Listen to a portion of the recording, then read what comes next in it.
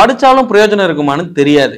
தெரியுமா தெரியாதா? தெரியாது தெரியாது தெரியாது தெரியாதா தெரியாது. ஆமா, ஜென்ரலா வந்து மெக்கானிக்கல் இன்ஜினியரிங் எடுத்துக்கிட்டு இந்த எம்இபி ஹெச்விஏசி இந்த மாதிரியான கோர்ஸ் வந்து நிறைய பேர் கேட்டுட்டு இருக்கிறீங்க. பட் இந்த கோர்ஸ் வந்து படிக்கலாமா? யார் படிக்கலாம்? ஒரு மெக்கானிக்கல் இன்ஜினியரா படிக்கலாமா, இல்ல ஒரு எலக்ட்ரிக்கல் இன்ஜினியர் படிக்கலாமா, இல்ல சிவில் இன்ஜினியர்ஸ் படிக்கலாமா? உண்மையாவே ஒரு மெக்கானிக்கல் இன்ஜினியர் இந்த எம்இபியோ ஹெச்விஏசியோ படிச்சா பிரயோஜனமா இருக்குமா? அதாவது வேலை கிடைக்குமா? அப்படி கிடைச்சா எவ்வளவு சம்பளம் கிடைக்கும்? எங்கெல்லாம் வேலை கிடைக்கும்? இது ஒர்த்தா இல்லையா? இந்த வீடியோ ஸ்கிப் பண்ணாம ஃபுல்லா பாத்தீங்கன்னா உங்களுக்கு இதனுடைய தகவல் எல்லாம் தெளிவா புரியும் நான் நம்புறேன்.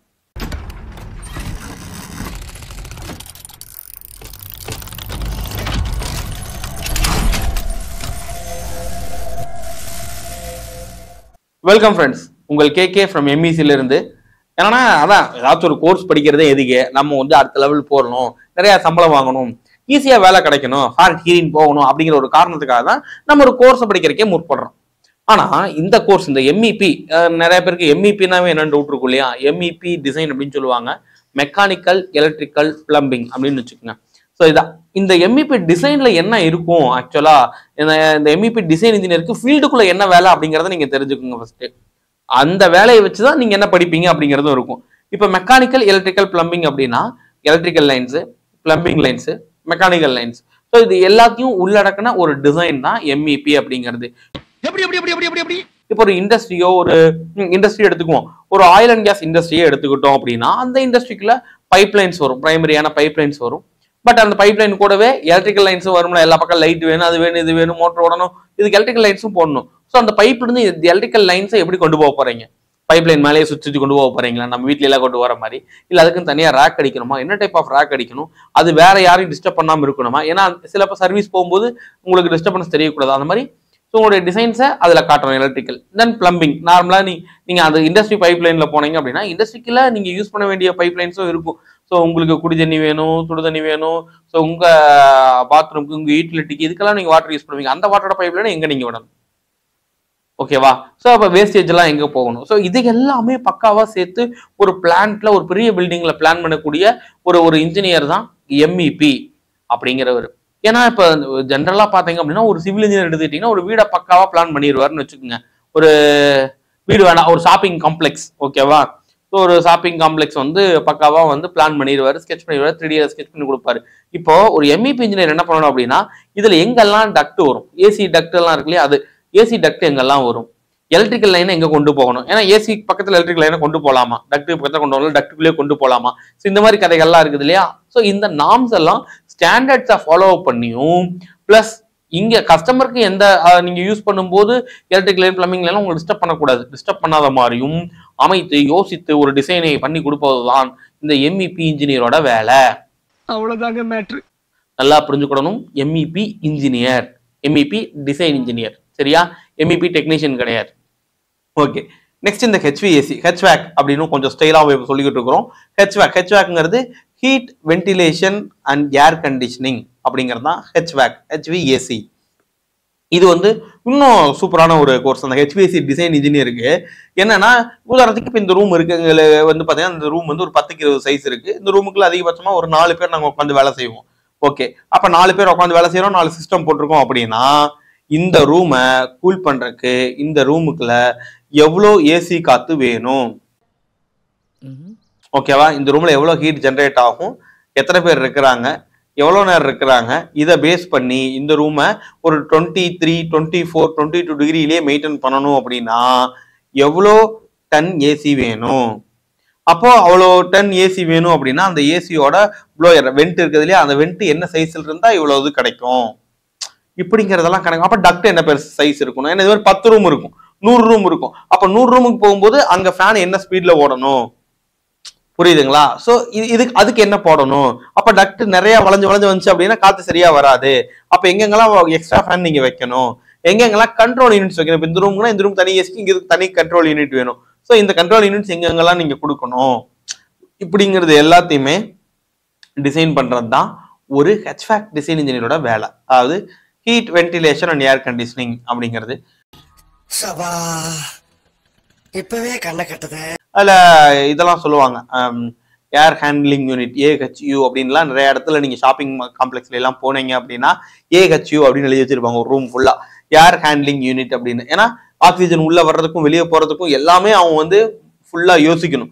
ஸோ ஒரு பெரிய இண்டஸ்ட்ரிக்குள்ள போனீங்கன்னா பைப் லைன்ஸ்லாம் போகும், அந்த பைப் லைன் வந்து ஹீட்லாம் வெளியே வரும். இருந்தாங்க மனுஷங்க வேலை செய்யணும் அப்படின்னா எவ்வளவு ஹீட் அங்கிருந்து வெளியே எடுக்கணும், அந்த வெளியே எடுக்கிறதுக்கு நீங்க வந்து என்ன எக்ஸாஸ்ட் சிஸ்டம் கொடுக்கணும் அப்படிங்கறத டிசைன் பண்றதும் இந்த HVAC டிசைன் இன்ஜினியர் தான். முடியல யோசிச்சு பாருங்க, கால்குலேஷன்ஸ் அப்படி தெர்மோடைனமிக்ஸை கரெக்ட் உள்ள குடிச்சு அதுல இருந்து எடுத்து ஒவ்வொன்றா வெளியே போட்டுனா பக்காவா இருக்கும். பட் சொல்லும்போது கொஞ்சம் சிரமமா இருந்தாலும் யோசிக்கிற கொஞ்சம் கஷ்டமா இருந்தாலும் இது வேலையை பிடிச்சி செய்யறவங்க சூப்பர் தான்.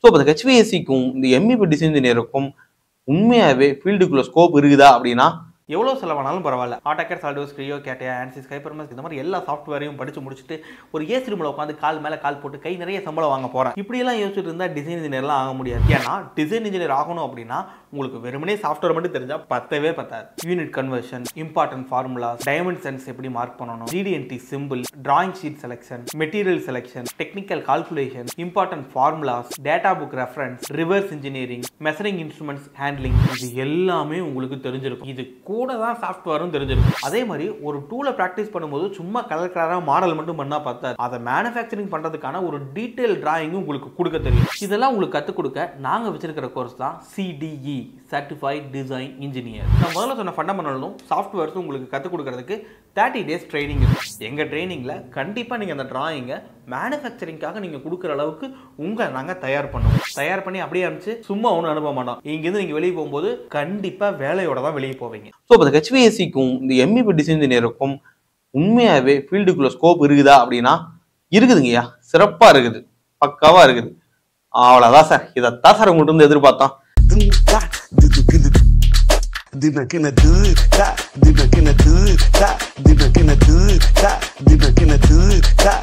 போறேன், நாளைக்கே போறேன், MEP படிக்கிறேன், HVAC படிக்கிறேன், அப்படியே ஒரு வேலைக்கு போறேன், ஒரு 25,000 30,000 சம்பளம் தர்றாங்க, அப்படியே இருந்து பிக்கப் ஆகுறேன், 5 வருஷத்துல வந்து பாத்தீங்கன்னா 5 பஸ்ஸை வாங்கி விடுறேன், 4 வீடு கட்டுறேன் அப்படின்லாம் யோசிச்சீங்கன்னா நடக்காதுங்க ஐயா.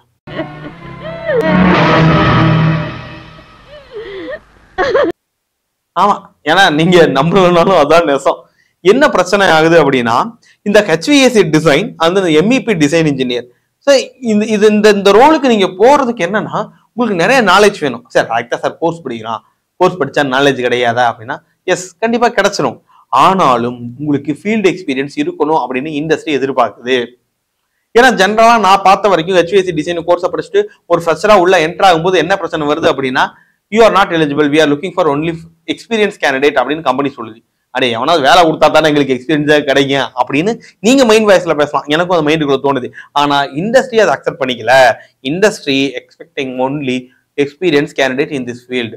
ஸோ அப்போ எக்ஸ்பீரியன்ஸ் கேண்டிடேட் தான் அந்த ஃபீல்டுக்குள்ள வேணும் அப்படின்னா ஓகே, யாரு வேணும் அப்படின்னா ஆல்ரெடி ஒரு MEP டெக்னீஷியனா ஒர்க் பண்ணி அல்லது HVACல டெக்னீஷியனா ஒர்க் பண்ணி அவருக்கு நல்ல ஒரு டிசைனும் தெரிஞ்சு ஒரு 2 வருஷம் 3 வருஷம் ஒர்க் பண்ணி அவருக்கு டிசைனும் சாஃப்ட்வேர்ஸும் நல்லா தெரிஞ்சு அந்த கால்குலேஷன்ஸும் போட தெரியுது அப்படின்னா he is the right person to do the HVAC design or MEP design. அவர் தான் சரியா இருப்பார்.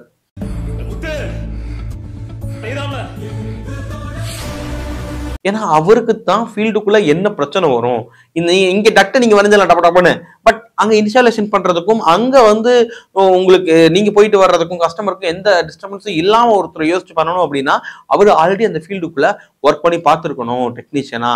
அவர்னால மட்டும்தான் அதை முழுசா டிசைன் பண்ண முடியும் அப்படிங்கறத வந்து பாத்தீங்கன்னா இண்டஸ்ட்ரி நம்புது. பட் நம்புதுனாலும் ஆக்சுவலா அதுதான் உண்மை. அப்போ இண்டஸ்ட்ரி வந்து ஃப்ரெஷரா வேலைக்கு எடுக்கிறது இல்ல. சரி, இந்த MEP டிசைன் இன்ஜினியர்லாம் எங்கெல்லாம் வாண்டட் இருக்கு? ஏன் இந்தியாவுக்குள்ள இன்னைக்கு என்ன number of job opportunities Gulf கண்ட்ரீஸ்ல எக்கச்சக்கமா இருக்கு HVAC டிசைனு MEP டிசைனுக்குலாம். ஸோ இதுக்கான ஆப்பர்ச்சுனிட்டிஸ் எல்லாம் நீங்க குறையே சொல்ல முடியாது. அதெல்லாம் ஆசம், அதையெல்லாம் வந்து வேற லெவல்ல இருக்கும் இந்த ஃபீல்டுக்குள்ள. அதெல்லாம் சூப்பர். பட் பிரச்சனை என்னன்னா நீங்க HVACல டெக்னீஷியனா போறீங்களா, ஓகே ஈஸியா கிடைச்சிடும். MEPல டெக்னீஷியனா போறீங்களா, ஈஸியா கிடைக்கும். பட் ஒரு டிசைன் இன்ஜினியரா போறதுக்கு உங்களுக்கான ரோடு மேப்பு ஒரு கோர்ஸை முடிச்சோடனே டிசைன் இன்ஜினியர் ஆகிறது அல்ல. அது ஷார்ட் கட்டும் கிடையாது, அது கட்டே கிடையாது, அது வெளியே கிடையாது. அப்போ நீங்க இந்த டிசைனுக்குள்ள போகணும், HVAC டிசைன் MEP டிசைனுக்குள்ள போகணும்னா first of all you need to work in this field as a technician. You have to start your career as a technician. So 1 or 2 year work பண்ணுங்க, எக்ஸ்பீரியன்ஸ் கெயின் பண்ணுங்க. சைமல்டேனியஸா அந்த 2 இயர்ஸ்ல நீங்க இந்த சாஃப்ட்வேரும் learn பண்ணுங்க. HVAC கோர்ஸோ MEP கோர்ஸஸோ நீங்க learn பண்ணுங்க. After 2 years நீங்க ஒரு டிசைன் இன்ஜினியரா இண்டஸ்ட்ரிக்குள்ள போங்க. அது வேற மாதிரி இருக்கும். உங்களுக்கு நான் ஆப்பர்ச்சுனிட்டி பிச்சுக்கிட்டு அடிக்கும். ஓகேவா? சோ இதுதான் இதுல பிரச்சனை. சோ ஒரு கோர்ஸ் படிச்சா பிரயோஜனமா இருக்கணும் அப்படிங்கறது தான் எல்லாருமே யோசிப்போம். இந்த கோர்ஸ் படிச்சா பிரயோஜனமா இல்லையாங்கிறத நீங்க இப்ப சொல்லணும், சரியா?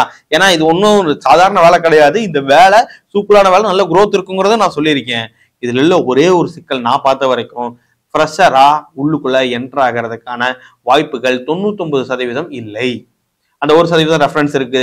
ஸோ சில பேர் எக்ஸ்ட்ராடினரியா நல்லா பர்ஃபார்ம் பண்றவங்க வந்து போகத்தான் செய்வாங்க. பட் அதையெல்லாம் நீங்க பார்த்துக்கிட்டு இந்த புளியை பார்த்து கழுத சூடு போட்டுக்கிட்ட கதை வந்து இருக்கக்கூடாது. அதுதான் முக்கியம். ஓகேவா? கழுதியா நெறியா சரி ஏதோ ஒன்று சூடு போட்டுக்கோ. அந்த மாதிரி ஒருத்தர் போறதை வச்சு ஓகே படிச்சான் போயிட்டான் அதே நம்மளும் அப்படிலாம் நடக்காதுங்க ஃபீல்டுக்குள்ள. இதெல்லாம் படமா? அப்படிலாம் நடக்காது. பட் நீங்க வந்து பாத்தீங்க அப்படின்னா ஓகே எனக்கு இதுதான் பிடிச்சிருக்கு, இதுக்குள்ள போறோம் அப்படின்னா நீங்க இந்த வழியை ஃபாலோ பண்ணுங்க. அதனால HVAC MEP கோர்ஸ் படிக்கிறீங்க அப்படின்னா, இல்ல உங்க ஃப்ரெண்ட்ஸ் யாராவது படிக்கணும்னு சொன்னாங்கன்னா இந்த வீடியோ உங்களுக்கு ஷேர் பண்ணி விடுங்க. ஸோ உங்களுடைய தாட்ஸ் என்ன அப்படிங்கிறதையும் மறக்காம கீழே கமெண்ட்ல சொல்லுங்க. இல்ல சார் நான் HVAC MEP எல்லாம் படிச்சுட்டேன், இப்பதான் உங்க வீடியோவை பாக்குறேன், வேலை இருந்தா சொல்லுங்க சார் அப்படின்னு நீங்க கேட்டீங்க அப்படின்னா முடிஞ்ச அளவுக்கு நானும் உங்களுக்காக முயற்சி பண்ணி தரேன். அப்படி இல்ல வேற எந்த ஒரு மெக்கானிக்கல் ரிலேட்டடான ஃபீல்ட் எனக்கு வேலை வாங்கி கொடுங்க அப்படின்னு கேட்டீங்கன்னா என்னுடைய ஜாப் அப்ளிகேஷன் லிங்க் கீழே டிஸ்கிரிப்ஷன்ல இருக்கும். ஜஸ்ட் கிளிக் பண்ணுங்க, அதில் அப்ளை பண்ணுங்க. ஸோ உங்களுக்கான தகுந்த வேலையை தேர்ந்தெடுக்கிறதுக்கு நாங்களே வந்து முயற்சி பண்றோம். வேற எந்த டவுட்ஸ் மெக்கானிக்கல் ரிலேட்டடான கெரியர் கைடன்ஸ்க்கோ எதுவாக இருந்தாலும் நீங்க கீழே நம்பர் இருக்கு, அந்த நம்பருக்கு கான்டாக்ட் பண்ணலாம். நான் உங்களுக்கு எங்களால் முடிஞ்ச உதவிகளை செய்து கொண்டே இருப்போம். Thank you so much.